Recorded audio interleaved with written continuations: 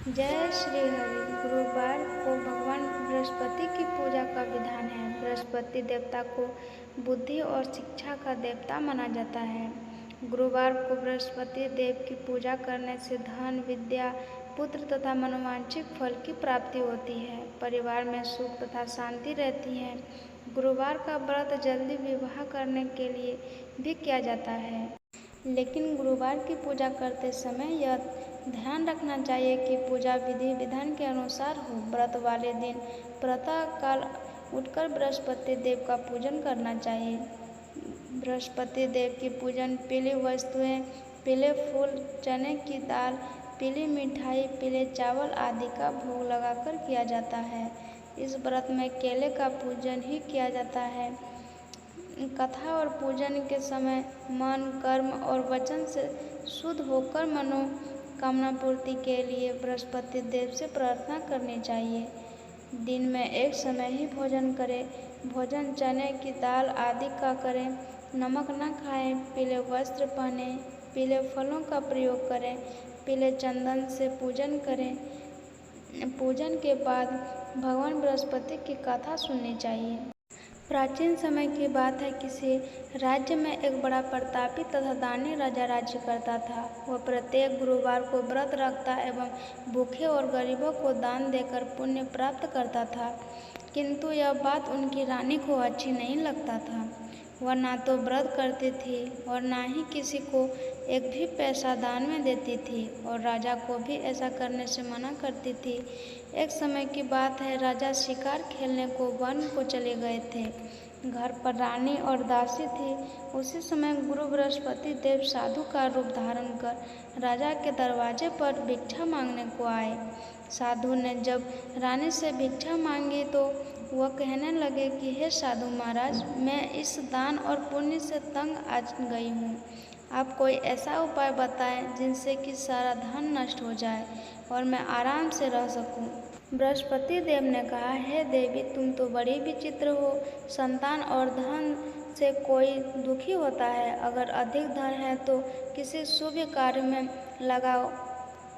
कुंवारी कन्या का विवाह कराओ। विद्यालय और बाग बगीचे का निवारण कराओ। इनसे तुम्हारे दोनों लोग सुधरेंगे। परंतु साधु की इन बातों से रानी को खुशी नहीं हुई। उसने कहा, मुझे ऐसा धन ही आवश्यकता नहीं है जिसे मैं दान दूं और इसे संभालने में मेरा पूरा समय नष्ट हो जाए। तब साधु ने कहा, यदि तुम्हारी ऐसी इच्छा है तो मैं ऐसा तुम्हें बताता हूँ, तुम वैसा ही करना। बृहस्पतिवार के दिन तुम घर को गोबर से लिपना और केशों को पीले मिट्टी से धोना।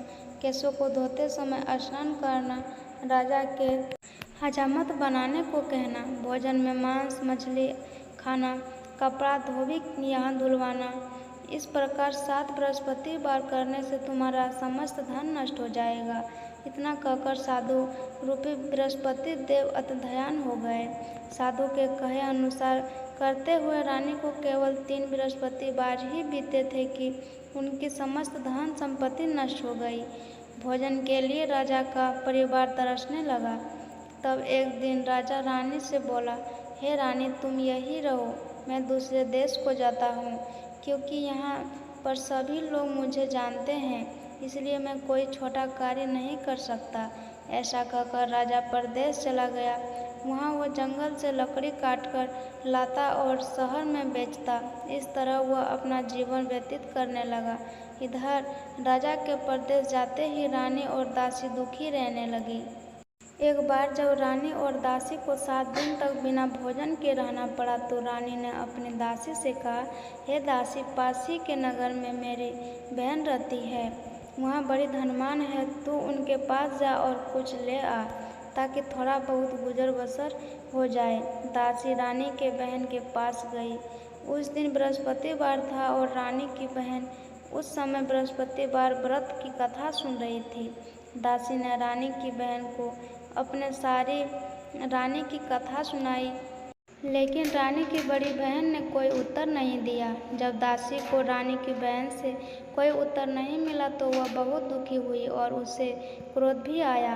दासी ने वापस आकर रानी को सारी बात बता दी। सुनकर रानी ने अपने भाग्य को दोषा। उधर रानी की बहन ने सोचा कि मेरी बहन की दासी आई थी, किंतु मैं उनसे नहीं बोली, इससे वह बहुत दुखी हुई होगी। कथा सुनकर जैसे और पूजन समाप्त कर वह अपनी बहन के घर आई और कहने लगी, हे बहन, मैं बृहस्पतिवार का व्रत कर रही थी। तुम्हारी दासी मेरे घर आई थी, परंतु जब तक कथा होती है तब तक मैं ना किसी से बोलती हूँ और ना ही उड़ती हूँ, इसलिए मैं नहीं बोली। कहो दासी क्यों आई थी? रानी बोली, बहन तुमसे क्या छिपाऊं, हमारे घर में खाने तक को अनाज नहीं था। ऐसा कहते कहते रानी की आंख भर आई। उसने दासी समेत पिछले 7 दिनों से भूखे रहने तक की बात अपनी बहन को विस्तार पूर्वक सुना दी। रानी की बहन बोली, देखो बहन, भगवान बृहस्पति देव सबकी मनोकामना को पूर्ण करते हैं। देखो शायद तुम्हारे घर में भी अनाज रखा हो। पहले तो रानी को विश्वास नहीं हुआ, पर बहन के आग्रह करने पर उसने अपनी दासी को अंदर भेजा तो उसने सचमुच में अनाज से भरा एक घड़ा मिल गया। यह देखकर दासी को बड़ी हैरानी हुई। दासी रानी के कहने लगी, हे रानी, जब हमको भोजन नहीं मिलता है तो हम व्रत ही तो करते हैं, इसलिए क्यों ना इनसे व्रत और कथा की विधि पूछ ली जाए ताकि हम भी व्रत कर सके। तब रानी ने अपनी बहन से बृहस्पतिवार व्रत के बारे में पूछा। उनकी बहन ने बताया, बृहस्पतिवार के व्रत में चने की दाल और कथा सुने और पीला भोजन ही करें, इनसे बृहस्पति देव प्रसन्न होते हैं। व्रत और पूजन की बतलाकर रानी की बहन अपने घर को लौट आई। 7वें रोज बाद जब गुरुवार आया तो रानी और दासी ने नियमानुसार व्रत रखा। गुड़शाला में जाकर चना और गुड़ लाई और फिर उनकी दाल से केले की जड़ तथा विष्णु भगवान का पूजन किया। अब पीला भोजन कहाँ से आए, इस बात को लेकर दोनों बहुत दुखी थे। क्योंकि उन्होंने व्रत रखा था, इसलिए गुरुदेव उन पर प्रसन्न थे, इसलिए वे एक साधारण व्यक्ति का रूप धारण कर 2 थैलों में सुंदर पीले भोजन दासी को दे दिए।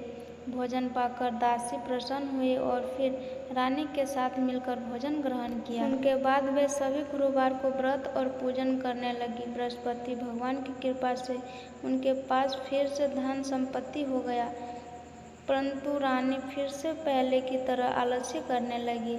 तब दासी बोली, देखो रानी, तुम पहले भी इस प्रकार आलस्य करती थी।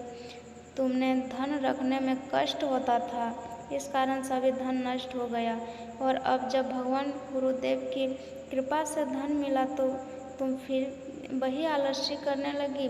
बड़ी मुश्किलों से बाद हमने यह धन पाया है, इसलिए हमें दान पुण्य करना चाहिए, भूखे प्यासों को भोजन कराना चाहिए और धन को शुभ कार्यों में खर्च करना चाहिए। इनसे तुम्हारे कुल का यश बढ़ेगा, स्वर्ग की प्राप्ति होगी और पितृ प्रसन्न होंगे। दासी की बात मानकर रानी अपना धन शुभ कार्यों में खर्च करने लगी। इनसे पूरे नगर में उनका यश फैल गया। गुरुवार को बृहस्पति भगवान का व्रत रखने से घर में हमेशा सुख शांति की बरसात होती है। कथा यहीं तक थी। अगर अच्छी लगी हो तो लाइक कीजिएगा, चैनल को सब्सक्राइब नहीं किए हैं तो कर लीजिएगा।